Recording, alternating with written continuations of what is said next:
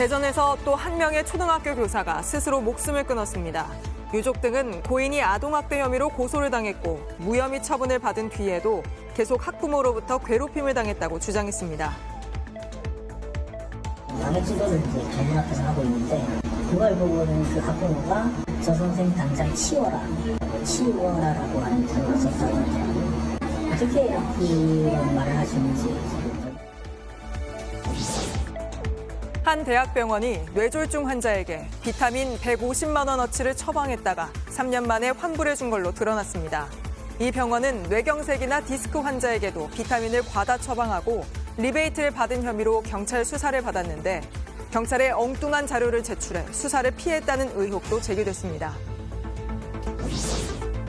7년 동안 1,400억 원 가까운 회사 돈을 빼돌린 경남은행 직원이 재판에 넘겨졌습니다.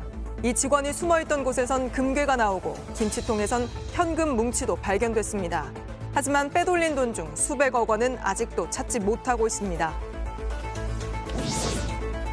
제주의 공원에 9살 아들을 버린 30대 중국인이 붙잡혔습니다. 좋은 환경에서 자라길 바란다는 편지를 남겼는데 입국할 때부터 아이를 버릴 생각이었습니다. 가정도 형편도 그렇고 처와 이혼 굽히지 않는 게 뭐냐면은 자기는 또 되더라도 아이를 또 좋은 환경에 보내야만 한다 자기는. 시청자 여러분, JTBC 뉴스룸을 시작하겠습니다. 대전에서 또 초등학교 선생님이 스스로 목숨을 끊는 안타까운 일이 벌어졌습니다. 숨진 선생님은 4년 전 한 학부모로부터 아동학대 혐의로 고소를 당해 심한 스트레스에 시달렸다고 유족 등은 말하고 있습니다. 무혐의 처분을 받은 뒤에도 같은 학부모로부터 학교를 떠날 때까지 4년여 동안 괴롭힘을 당했고 이런 상황에서 최근 서희초 교사 사건까지 벌어지자 고통이 되살아나 힘들어했다고 합니다. 고인이 근무했던 학교엔 추모 화환이 밀려들었고 그 꽃들 앞에서 동료 교사는 쓰러져 오열했습니다. 오늘 첫 소식 임예은 기자가 취재했습니다. 한 교사가 추모 화환 사이에서 무릎을 꿇은 채 한참을 울먹입니다. 교감 찾아와서 무릎을 이렇게 해가지고 한다든가 이렇게 가만 안 두겠다는 식에 대한 협박, 교육청에도 우리는 꾸준하게 넣겠다는 그런 협박들은. 대전의 40대 초등학교 교사 A씨가 어제 생을 마감했습니다. 악성민원에 시달렸던 걸로 전해졌습니다. 유족에 따르면 지난 2019년 1학년 담임을 맡은 교실엔 수업 태도가 좋지 않은 4명의 학생이 있었습니다. 연락을 드리면 좀 우리가 문제냐는 식으로 대응이 왔던 것 같고 저를 찾아오시고 하면서 그해 11월 A 교사는 친구를 때린 학생을 교장실로 보냈는데 다음 날 학부모가 찾아와 사과를 요구했습니다. 아이에게 망신을 줬단 이유였습니다. 아동학대 혐의로 경찰에 신고도 했습니다. 정서적 학대를 한다고 하니 그때 모든 학부모들이 참여사를 같이 내주셨고요. A 교사는 1년 뒤 겨우 아동학대 혐의를 벗었지만 끝이 아니었습니다. 4명 중에 1명의 학생이 그 전담 교무실이 있는 한마디로 한 층에 같이 있었다고 이제 도와주는데 다른 데로 보내라 하는 식이고. 이뿐만이 아닙니다. A 교사가 코로나 기간 동안 마스크를 착용하라고 지도하다가 폭언을 전해 듣기도 했습니다. 이 선생님을 치워라. 우리 애들이 무서워서 그러면 학교 생활 못한다며? 학교와 가까이 살던 A 교사는 악성민원을 넣는 학부모와 마주칠까 봐 마트도 멀리 다녔다고 유족은 전했습니다. 유족과 대전교사노조는 A 교사가 이 같은 고통을 혼자 버텨야 했다며 철저한 진상규명을 요구했습니다. 최근 주말마다 열린 추모 집회에도 참석했던 A 교사는 추모해야 할 또 다른 선생님이 됐습니다. 그리고 A 교사는 신체 조직을 기증해 도움이 필요한 여러 환자에게 나눠주고 떠났습니다. JTBC 임예은입니다. 숨진 교사는 공교육 멈춤의 날에 참석하려 병가를 냈다가 교육부 장관이 징계하겠다는 얘기에 충격을 받아 했다고 합니다. 실제 많은 교사들이 같은 고통을 호소했고 집회가 끝난 뒤 이주호 교육부 장관은 선생님들에게 징계나 불이익을 주지 않겠다고 입장을 바꿨습니다. 그런데 저희가 취재해보니 실상은 좀 달랐습니다. 어떤 일이 벌어지고 있는지 박소연 기자가 취재했습니다. 서울의 한 초등학교입니다. 이 학교 일부 교사들이 지난 4일 집회 참석을 위해 연가와 병가를 신청했습니다. 하지만 학교장은 이를 지금껏 승인하지 않고 있습니다. 교육부가 이번 사안에 대해 징계를 하지 않겠다는 공식 문서를 학교에 내려보내지 않아 학교장이 교사들의 복무 처리를 미루고 있다는 겁니다. 이 때문에 교사 20여 명은 무단결근 처리가 될 상황입니다. 이럴 경우 추후 인사상 불이익을 받을 수도 있습니다. 또 다른 서울의 한 초등학교는 어젯밤에서야 뒤늦게 교사 30여 명의 연가와 병가 사용을 승인했습니다.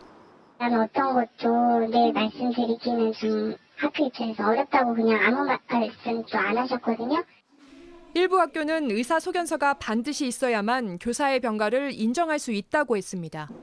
지난 6일 경기도교육청이 각 학교에 보낸 공문을 근거로 댄 겁니다. 근무 자체가 어렵다. 일반적인 직무 수행이 어렵다라는 내용이 반드시 포함된 것만 인정하겠다. 이주호 교육부 장관은 집회 참석 교사에 어떤 불이익도 없을 거라 했습니다. 교육당국이 선생님들을 징계하는 일은 없을 것입니다. 하지만 학교 현장에선 여전히 혼선이 벌어지고 있고 교육부는 교육청과 학교장이 알아서 해야 할 문제라며 손을 놓고 있습니다. JTBC 박소연입니다. 허위 인터뷰 의혹으로 검찰 조사를 받은 신학림 전 뉴스타파 전문위원이 민주당 배우설은 가능성이 전혀 없다고 부인했습니다. 대화 직후 김만배 씨로부터 1억 6천여만 원을 받아놓고는 계약서엔 6개월 전에 받은 것처럼 적은 이유에 대해선 모르겠다, 김만배 씨가 그러자고 했다고 주장했습니다. 하지만 검찰은 돈을 받고 한 기획된 인터뷰라는 걸 숨기기 위해 계약서까지 조작했다고 의심하고 그 배우를 밝히는 데까지 수사를 확대하고 있습니다. 연지환 기자입니다. 신학림 전 뉴스타파 전문위원은 14시간 동안 조사를 받았습니다. 김만배 씨에게 돈을 받고 허위 인터뷰를 한 배우가 있다는 의혹을 강하게 부인했습니다. 민주당 측 인사로부터 좀 부탁을 받거나 이런 부분 전혀 없나요? 여러분들이 상상을 해서 지금 하는 질문이라고 생각을 해요. 여러 가지 가능성에 대한 질문을 드리는 거니까요. 가능성이? 제로. 인터뷰 내용을 보도하기 전 뉴스타파 측이 의견을 물었다고도 했습니다. 제 의견을 물었어요. 어떤 의견을 물었나요? 몇 군데를 이렇게 한번 정해줬으면 좋겠다. 왜 양이 너무 방대하니까. 신 씨는 인터뷰 직후인 2021년 9월 김만배 씨로부터 1억 6,500만 원을 받았습니다. 책값이라고 주장했습니다. 검찰은 이 즈음에 계약서를 쓰고도 날짜를 6개월 전으로 적은 걸로 의심하고 있습니다. 그거는 김만배 씨가 무슨 이유인지 모르는데 그렇게 하자고 그래서 저는 이유를 묻지 않고 그렇게 했습니다. 검찰은 두 사람이 마치 오래전 거래를 약속한 것처럼 꾸민 게 아닌지 수사하고 있습니다. JTBC 연지환입니다. 이재명 대표 단식 농성장 바로 옆에서 국민의힘이 수산물 홍보 행사를 열었습니다. 그런데 한 국민의힘 의원이 이 대표도 들러서 전복을 먹어보라 했다가 조롱한다는 비판이 커졌습니다. 국민의힘은 결국 시식회는 빼고 행사를 진행했는데 양측 지지자들이 뒤엉켜 싸우는 일이 또 벌어졌습니다. 하예빈 기자입니다. 국회 본관 옆에 멸치와 김, 생선 등 수산물 먹거리가 줄지어 들어섰습니다. 오늘로 9일째인 이재명 민주당 대표의 단식 농성장과 100m도 떨어지지 않은 곳입니다. 국민의힘 의원들은 수산물을 구입하면서 후쿠시마 오염수 방류에도 우리 수산물은 안전하다고 강조했습니다. 당초 행사장에선 직접 수산물을 먹는 이른바 수산물 먹방도 진행될 예정이었습니다. 안병길 국민의힘 의원은 전날 소셜미디어에 시식회를 예고하면서 단식 중인 이재명 대표를 향해 들러서 고등어와 전복을 드시길 바란다고 적었습니다.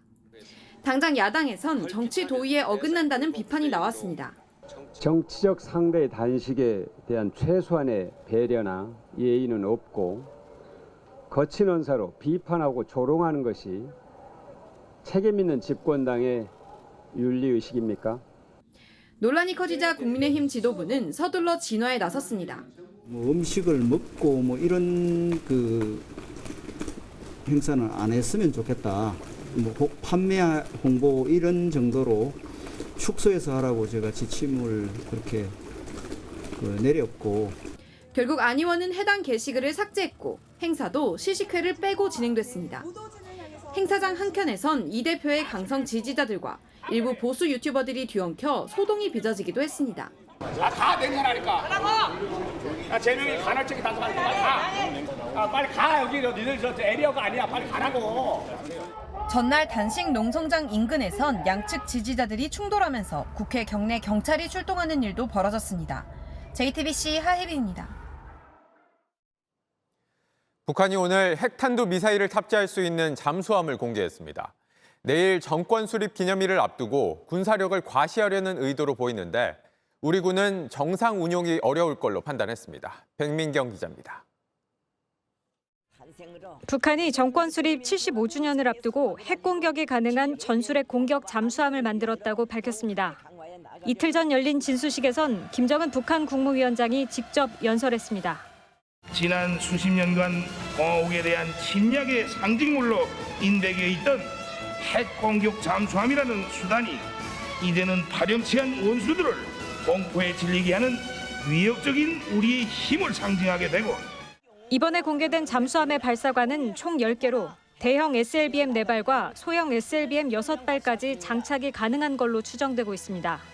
다만 핵추진 잠수함이 아니라 기존의 3,000톤급 디젤 잠수함을 개량한 걸로 보입니다. 우리 군 당국은 잠수함 뇌형은 커졌지만 정상적으로 운용하기 어려워 보인다며 과장했을 가능성에 무게를 실었습니다. 이를 의식하듯 김 위원장도 어떤 무장을 탑재하는가가 제일 중요하며 핵무기를 장비하면 그게 곧 핵잠수함이라고 밝혔습니다.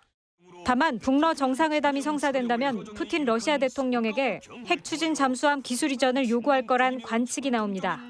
북한은 이날 서양에서 유래한 진수의식도 치렀습니다. 최선희 외무상이 도끼로 진수선을 끊고 샴페인병을 깨뜨린 겁니다. 일반적으로 대통령 부인이 맡는 역할인데 리설주 여사나 딸 주애가 아닌 외무상이 나선 건 미국을 염두에 둔 메시지라는 분석입니다. 미국을 비롯한 유엔과 서방 국가에 대한 외교적인 협상이라든지 압박에 직접 관여하기 때문에. JTBC 백민경입니다.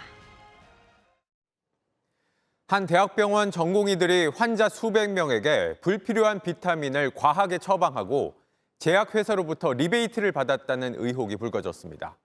뇌출혈 환자에게 비타민 150만 원어치를 처방하는 식입니다. 그런데도 경찰은 무혐의로 처리했습니다. 먼저 김한수 기자가 보도합니다.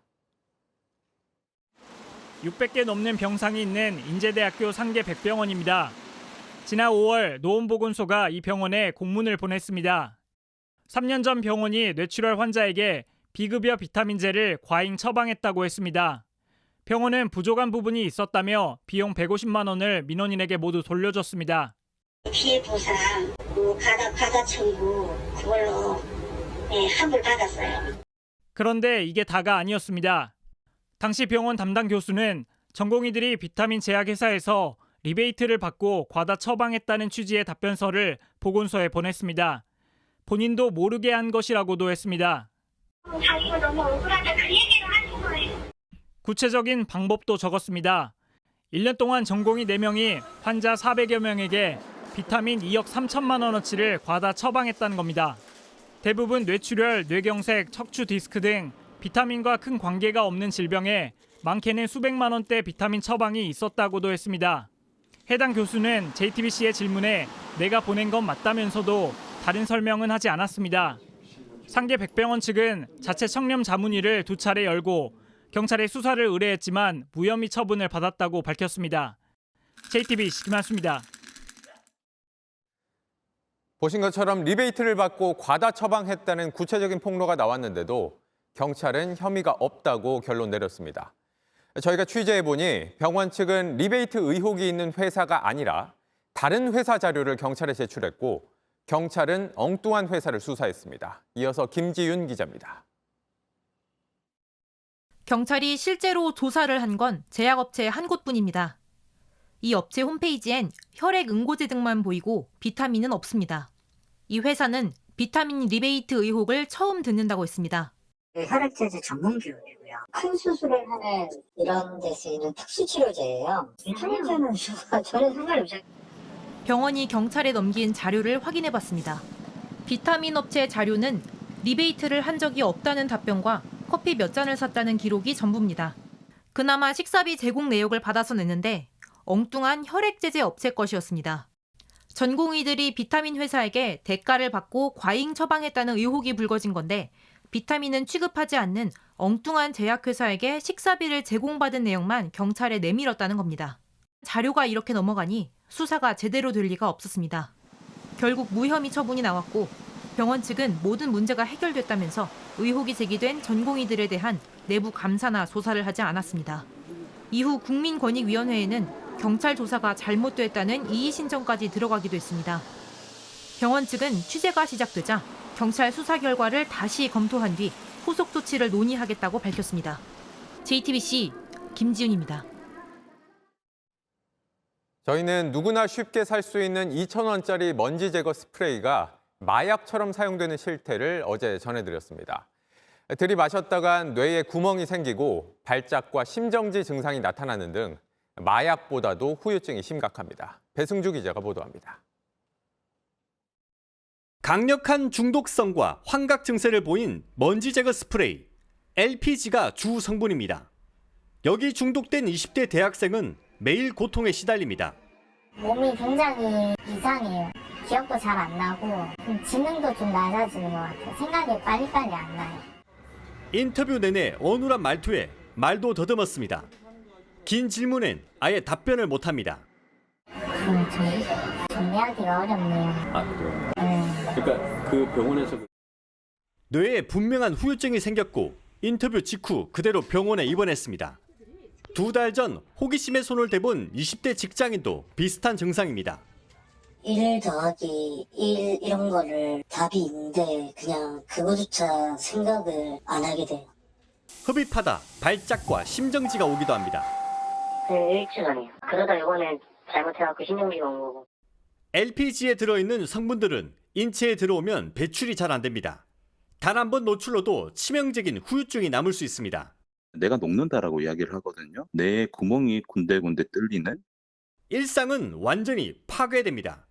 이거 이제 마약이 아니라고 해서 절대 호기심에 손 안 댔으면 좋겠습니다. 중독자가 늘고 피해가 분명하지만 제품 판매를 막아달란 요청에는 정부 어떤 기관도 응하지 않고 있습니다. 식품의약품안전처에도 전화를 해보고 마약퇴치운동본부 연락을 해보고 여기저기 연락을 해봤지만 정확한 답변을 주지는 못하더라고요. 국민신문고에 올렸더니 2주 동안 주무부처를 찾다가 한국소비자원으로 넘어갔습니다. 여기저기 이첩되다가 마지막에 소비자원으로 온 것 같아요. 행정처분이나 제재 권한은 없고요. JTBC는 판매를 막고 제품을 수거해달라, 흡입을 막는 성분을 넣어달라는 요청을 정부 여러 부처에 전달했습니다. 하지만 오늘도 관할 부서를 찾고 있다는 대답만 돌아왔습니다. JTBC 배승주입니다. 현직 경찰관이 추락해 숨진 집단 마약 현장에 당초 알려진 것보다 5명 늘어난 21명이 있었던 것으로 드러났습니다. 이 중 1명은 이미 해외로 출국한 것으로 전해졌습니다. 박지영 기자가 보도합니다. 지난달 27일 현직 경찰관이 추락해 숨진 아파트입니다. 경찰은 이날 현장에서 7명을 입건했습니다. 조사 과정에서 달아난 8명이 추가로 확인됐습니다. 그런데 열흘 만에 또 5명이 파악돼 숨진 경찰관을 포함하면 그날 현장에 있었던 사람은 21명으로 드러났습니다. 경찰은 새로 파악한 5명 가운데 4명을 마약법 위반 혐의로 입건했습니다. 그런데 1명은 못했습니다. 외국 국적의 인물인데 이미 해외로 나가버린 걸로 알려졌습니다. 경찰은 우선 소변 검사에서 마약 양성 반응을 보인 3명에 대해 구속영장을 신청했습니다. 영장이 신청된 사람 가운데에는 이번 집단 마약 사건의 핵심 인물로 지목된 A씨가 포함됐습니다. A씨는 해당 아파트의 거주자로 장소를 제공했다는 의심을 받고 있습니다. 그런데 취재 결과 A씨는 지난 2019년 태국에서 마약을 투약하고 들여오다가 징역 1년 6개월에 집행유예 3년을 받았습니다. 해당 판결문엔 A씨가 홍콩 국적의 B씨와 함께 태국 클럽에서 마약을 투약한 적이 있다고 나와 있는 걸로 파악됐습니다. 최근까지 B씨의 주거지가 집단 마약 사건이 벌어진 아파트로 A씨와 동일하다는 사실도 확인됐습니다. A씨 등의 구속 여부는 다음 주 월요일 결정됩니다. JTBC 박지영입니다. 폐암 진단을 받은 학교 급식실 노동자들이 당초 알려진 것보다 21명 더 늘어 현재까지 모두 52명에 달하는 것으로 파악됐습니다.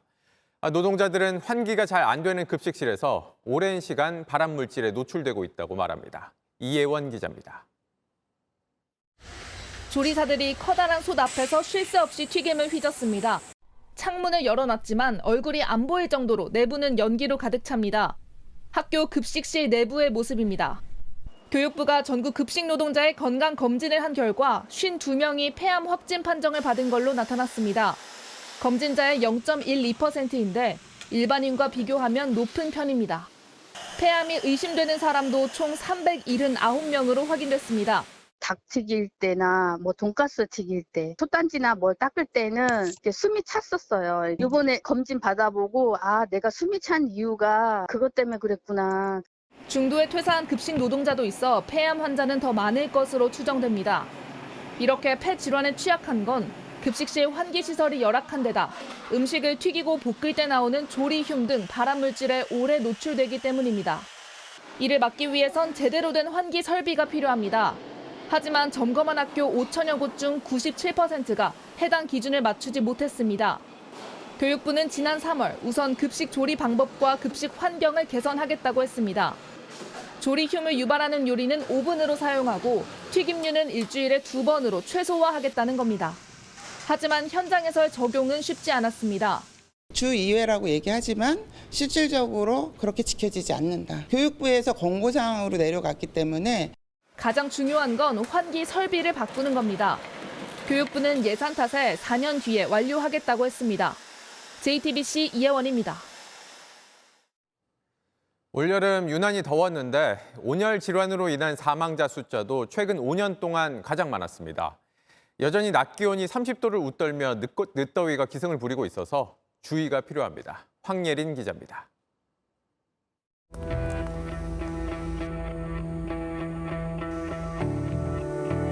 저희가 체온을 측정했을 때 한 38도 정도.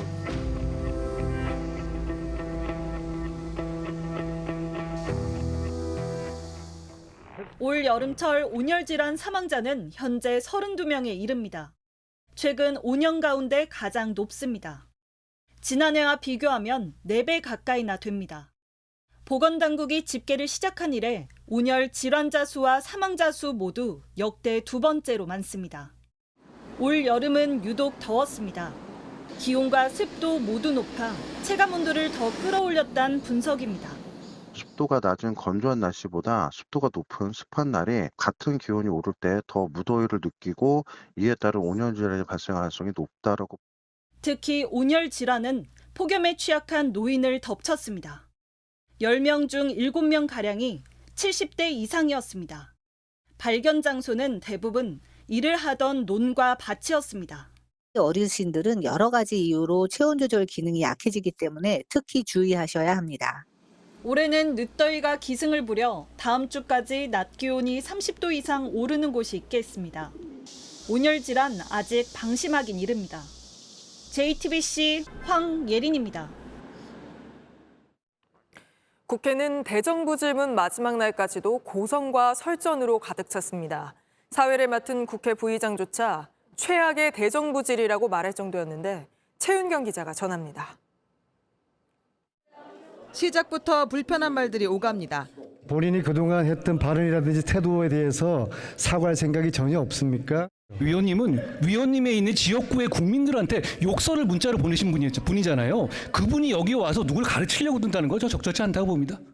방청석 의원과 답변에 나선 장관의 말싸움까지 벌어집니다. 정 의원님, 야구장 오셨습니까? 이게 자꾸 야유를 하세요. 후쿠시마 오염수 방류를 놓고 비꼬는 질문과 답변도 등장합니다. 총리님, 안 힘드세요? 힘듭니다. 이런 선동에 대응하는 게 너무 힘듭니다. 끝내 서로를 향해 고성을 지릅니다. 들으세요. 잘못하셨어요. 들으세요.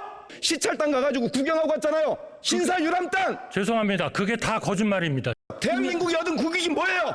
김 의원님. 의원님. 시간 중지해 주십시오. 의원님, 제일 중요한 게 뭡니까? 보다 못한 국회 부의장이 한심하다는 듯 말을 보탭니다. 정말 최악의 지금 대정부 질의로 가고 있습니다. 이런 가운데 한 총리는 윤석열 대통령이 이재명 민주당 대표와의 만남에 대해 부정적 인식을 보였다고 전했습니다. 야당 대표가 가지고 있는 그러한 사법적 리스크에 대해서 대통령으로서의 어떤 시그널이라고 이해를 국민들이 한다면 그거는 대단히 언페어한 그러한 것이 될 수도 있겠다.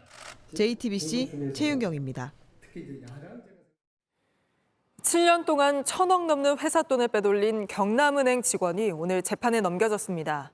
은신처에선 금괴가 발견되고 김치통에선 현금 뭉치도 나왔는데 아직 찾지 못한 돈도 수백억 원이나 됩니다. 조혜연 기자입니다. 김치통 안에서 비닐봉지가 나옵니다. 100만 원권 수표 묶음과 5만 원권 현금 다발이 들어 있습니다. 명품 신발 42켤레, 명품 가방과 장신구들도 나왔습니다. 회사 돈을 횡령한 경남은행 부장 이모 씨 아내 집에서 찾은 것들입니다. 부동산 대출 업무를 맡던 이 씨는 지난 2016년부터 7년 동안 모두 1,387억 원을 빼돌렸습니다. 수법은 두 가지입니다. 시행사 이름으로 출금전표를 위조한 뒤 그 돈을 가족이나 페이퍼 컴퍼니의 계좌로 보냈습니다. 또 부동산 시행사가 대출을 요청한 것처럼 서류를 꾸며 돈을 챙기기도 했습니다. 이 돈으로 수년간 주식이나 선물 옵션 투자를 했고 횡령한 돈 중 일부를 다시 돌려놓기도 했습니다. 경남은행은 이 씨가 이렇게 모두 1,400억 원 가까이 빼돌렸고 이 가운데 다시 넣은 돈을 빼면 실제 피해액이 500억 원 정도인 것으로 보고 있습니다. 이 중 은신처에서 찾아낸 금괴 등 170여억 원의 행방이 확인됐습니다. 검찰은 구속 상태인 이 씨를 횡령 등의 혐의로 재판에 넘겼습니다. 또 공범에 대한 수사와 함께 이 씨가 숨긴 재산이 더 있는지도 추적할 계획입니다. JTBC 조혜연입니다. 지난달 지하철 2호선에서 흉기를 휘둘러 승객을 다치게 한 50대가 피해 망상에 사로잡혀 있던 걸로 드러났습니다.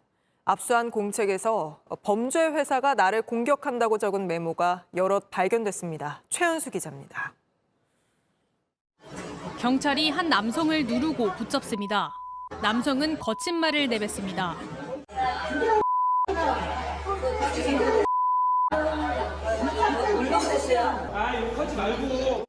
지난달 19일 50대 홍모 씨는 합정역으로 가던 지하철 2호선 열차 안에서 승객들에게 흉기를 휘둘렀습니다. 이른바 맥가이버 칼로 불리는 칼날이 달린 철제 캠핑 도구로 승객 2명의 얼굴을 다치게 한 겁니다. 검찰은 홍 씨가 가족 없이 혼자 지내며 이웃과 교류도 없었다고 설명했습니다. 휴대전화를 개통하지도 않았고 인터넷 검색 기록도 없었습니다. 특히 피해 망상에 빠져 있었다고 덧붙였습니다. 범죄 회사가 나를 공격한다라는 취지로 홍 씨가 적은 메모가 여러 개 발견됐습니다. 또 2018년 조현병 진단을 받았지만 다음 해부터 치료를 중단했다고 밝혔습니다.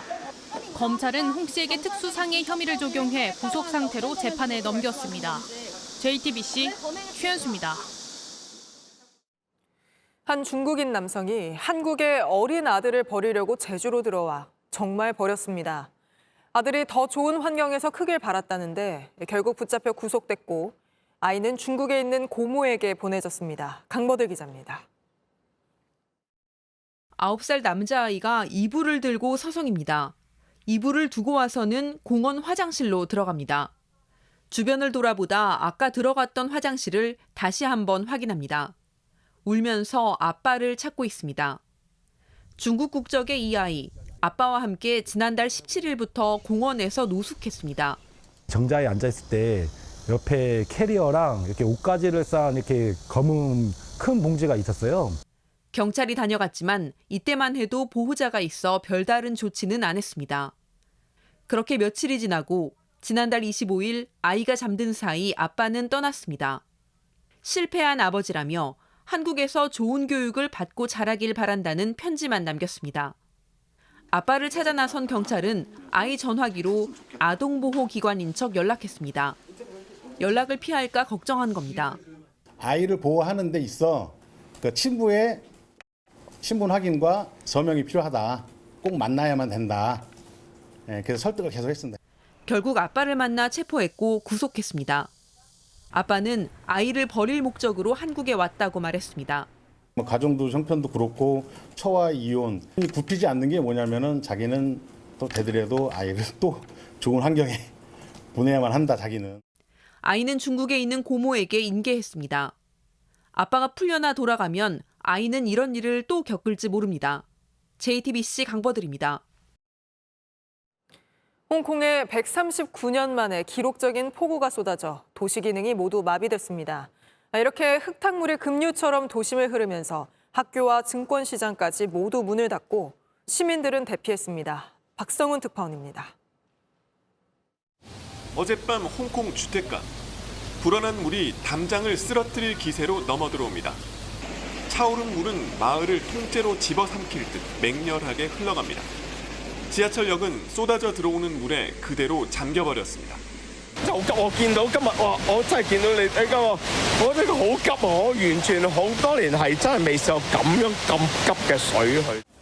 홍콩에선 어젯밤 단 1시간 만에 158mm의 폭우가 쏟아졌습니다.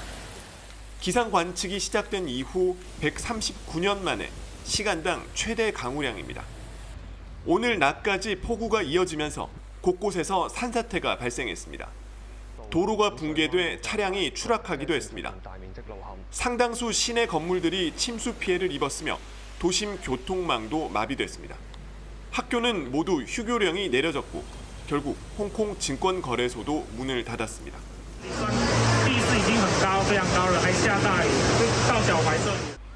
현재 부상자는 100여 명, 폭우로 인한 재산 피해는 수천억 원대에 이를 것으로 추산됩니다. 이런 가운데 시진핑 주석은 지난달 초 비 피해가 발생한 북부 헤이룽장성 일대를 시찰했습니다. 국가의 전폭적인 지원을 약속했지만 이미 피해가 난 지 한 달 뒤였습니다. 베이징에서 JTBC 박성훈입니다. 중국이 최근 공무원들에게 아이폰을 쓰지 말라고 금지령을 내렸습니다. 미국이 중국 기업들을 규제하자 맞불을 놓은 건데 이 일로 애플 주가가 크게 떨어졌습니다. 백악관도 중국 휴대전화 기업 화웨이에 대해 추가 대응을 시사했습니다. 워싱턴 김필규 특파원입니다. 중국이 중앙정부 공무원들에게 업무용으로 아이폰을 쓰지 말라는 명령을 내렸다고 월스트리트 저널이 보도했습니다. 중국 정보통신 기업을 제재해온 미국에 대한 맞대응입니다. 애플 매출의 18%를 차지하는 중국 시장은 미국, 유럽에 이어 세 번째로 큽니다. 아이폰 금지령이 확대될 수 있다는 우려에 애플 주가가 이틀 연속 급락해 시가총액 250조 원이 사라졌습니다. 앞서 중국의 화웨이는 미국의 제재에도 아이폰에 못지않는 첨단 스마트폰을 출시해 미국에 충격을 줬습니다. The sanctions have definitely slowed them down.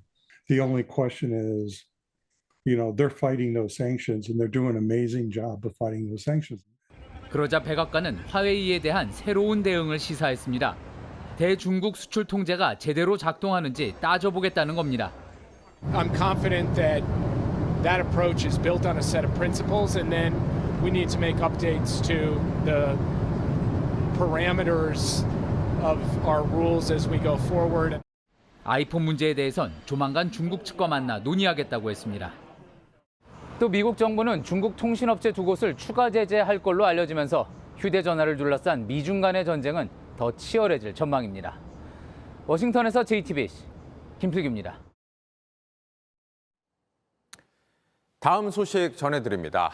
길게 늘어선 줄 기억나시나요? 2년 전 요소수 대란 때 모습입니다. 당시 원래 가격의 2배, 3배를 준데도 구할 수가 없어서 디젤차 운전자들, 특히 운전이 생업인 화물차 기사들 애가 탔었죠. 요소수는 쉽게 말해 디젤차에서 나오는 매연 줄여주는 물입니다. 2015년부터 요소수 사용이 의무화됐고 바닥나면 차 시동이 안 걸립니다. 문제는 이 요소수 만드는 요소의 최대 수출국이 중국이고 우리도 수입량의 90%를 중국에 의존한다는 겁니다. 2년 전 대란도 중국이 갑자기 수출을 막아서였죠. 중국이 기침하면 우리는 몸살을 걸리는 게 요소 시장인 겁니다. 이런 상황에서 중국 정부가 자국 내 일부 요소 업체에 수출 중단을 지시했다는 소식이 어제 전해졌습니다. 정부는 농업용 요소를 막은 거라 제2의 대란은 없을 거라 했지만 2년 전 놀랐던 디젤차 운전자들 오늘 요소수 미리 쟁여놓으려 주유소로 향했습니다. 이상화 기자가 취재했습니다. 인천 항만 근처의 한 주유소입니다. 화물차 기사들이 바쁘게 요소수를 옮깁니다. 이곳에선 하루 평균 요소수가 10개 정도 나갔는데 오늘은 오전 반나절에만 50개 넘게 팔렸습니다.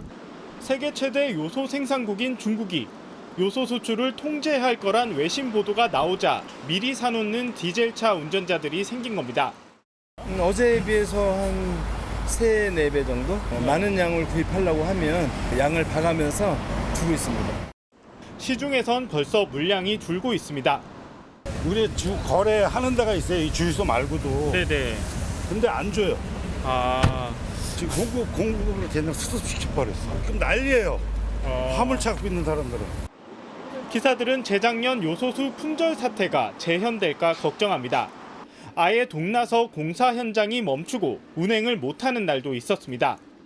할 수가 없어가지고 되게 비싸게 샀던 거 많이 쉬었죠. 이러자 정부는 부랴부랴 진화에 나섰습니다. 차량용 요소를 비롯한 산업용 요소는 중국이 수출 통제 대상에 안 들어갔다는 겁니다. 업계 대상에서 이제 점검을 해보니까 차량용 요소 수입에 중국 측으로부터 특이사항이 존재하지 않는 것으로 파악되고 있는 상황입니다. 지금 문제되는 것은 비료용 요소예요. 중국 정부가 차량용 요소 수출도 통제할 가능성은 크지 않다는 게 정부 설명입니다. 정부는 행여 그런 일이 벌어지더라도 차량용 요소가 2달 정도 재고가 있어 대처가 가능하다고 덧붙였습니다. 하지만 여전히 차량용 요소수의 90%를 중국에서 수입하는 건 불안 요인입니다. 재작년 요소수 사태 때 수입 다변화를 하겠다고 했지만 제대로 안 된 겁니다. 이에 대해 정부는 민간 기업들이 물류비가 싼 중국산을 선호해서 여전히 중국 비중이 높지만 문제가 생기면 중동이나 동남아 등 다른 공급망을 빠르게 확보하겠다고 밝혔습니다. JTBC 이상화입니다. 드라마 이상한 변호사 우영우의 주인공은 고래, 특히 혹등고래를 좋아했습니다. 오늘 밤 한강에 가면 이 혹등고래 만나실 수 있습니다. 모바일 D-이슈로 보시죠. 제 이름은 똑바로 읽어도 거꾸로 읽어도 우영우입니다.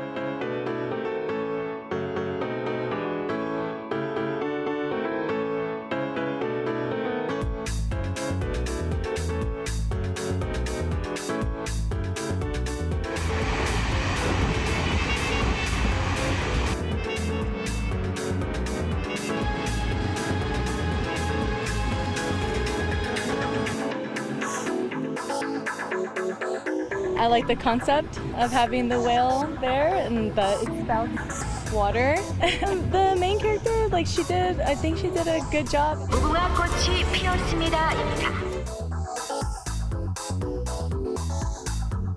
무궁화 꽃이 피었습니다. 오늘은 우리가 이런 게임도 할 거다 했더니 다들 부럽다고. 실제로 보니까 너무 귀여워요.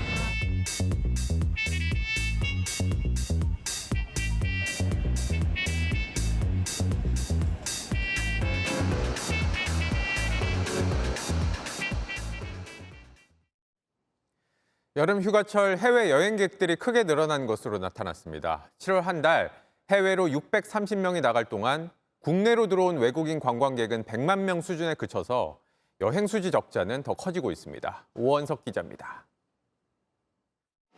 오늘 낮 인천공항 여객 터미널입니다. 중국으로 가는 여행객들이 짐을 붙이기 위해 길게 줄을 서 있습니다. 상해 여행을 가는데 동강 명주를 주 위주로 해가지고 4박 5일. 코로나 이전에는 이제 중국을 자주 베이징하고 여행을 많이 다녔는데 이 코로나 들이 나서 몸 가다가 간만에 지금 가는 겁니다. 이번 달 출발 예정인 여행객들의 지역별 예약 비중은 동남아가 42%로 가장 높았고 이어서 일본, 중국 순이었습니다.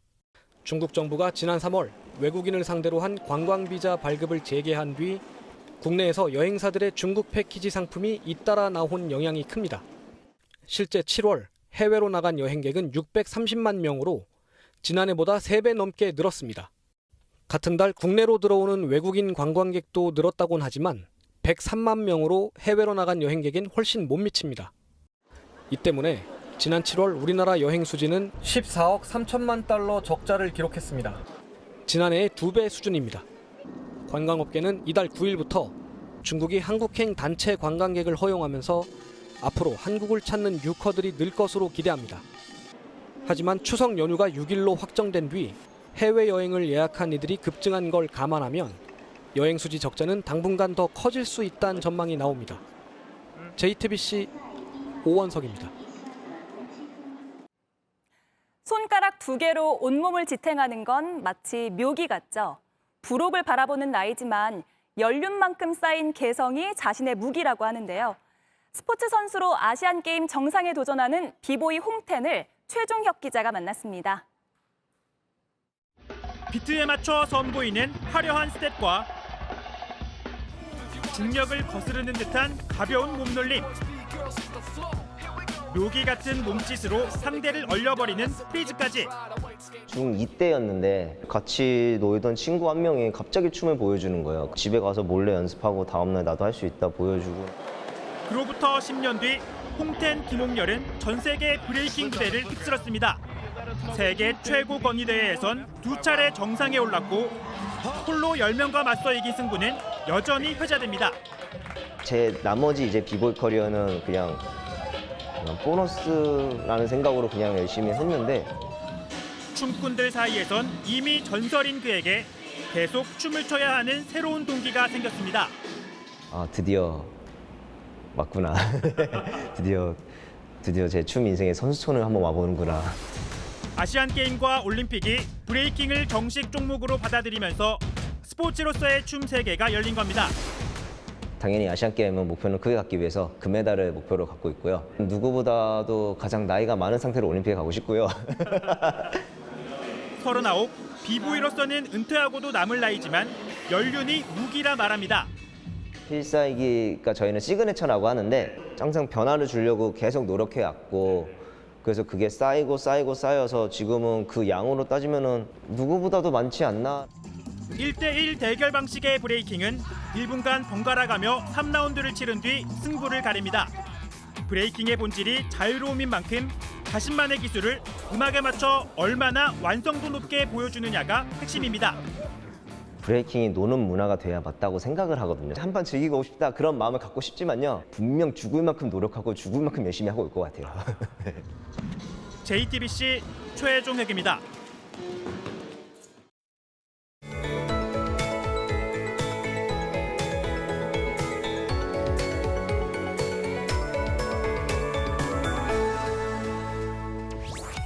오늘은 가을이 본격적으로 시작된다는 절기 백로입니다.